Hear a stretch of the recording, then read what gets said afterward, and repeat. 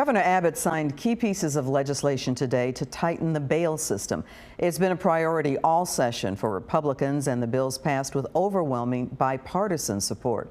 Fox 4 Stephen Dial in the newsroom with what the governor said in Houston. Stephen.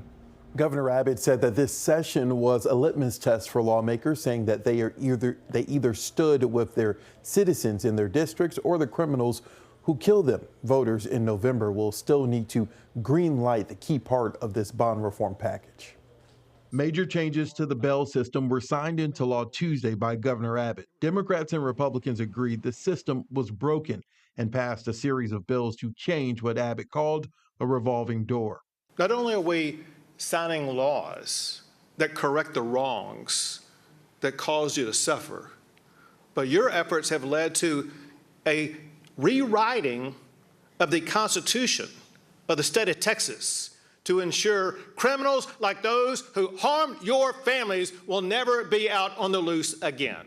Ultimately, voters will have to give the final approval to one of the key pieces of legislation. That's because the bill language makes changes to the state constitution. The bill would require judges to automatically deny bail for violent crimes like murder, rape, or human trafficking, unless clear evidence shows the accused is not a danger to the community. Another bill would restrict who is eligible for release on cashless personal bonds and allows the state to appeal a bail decision.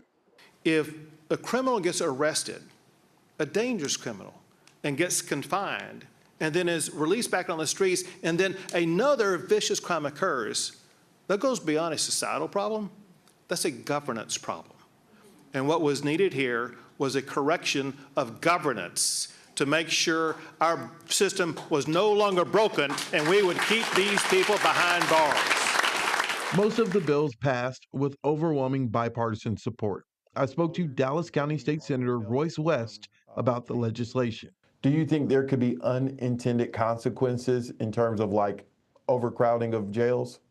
I think there could be, yes, to answer the question. But the fact is that people are tired of being victimized. If someone is out of jail on bond already for a violent offense, or if they've been convicted of a violent offense, the question is we want to make certain that judges, not magistrates, judges, elected judges, make a decision as to whether or not that person should stay in jail or that person should be able to get a bond. Senate Joint Resolution 1 failed to reach the governor's desk. That bill would have automatically denied bond in cases involving illegal immigrants. Lieutenant Governor Dan Patrick said that Republicans will continue to work to pass that legislation and hinted he wants Governor Abbott to call a special session. Governor Abbott has not indicated that he will call lawmakers back for a special session. Stephen, thank you.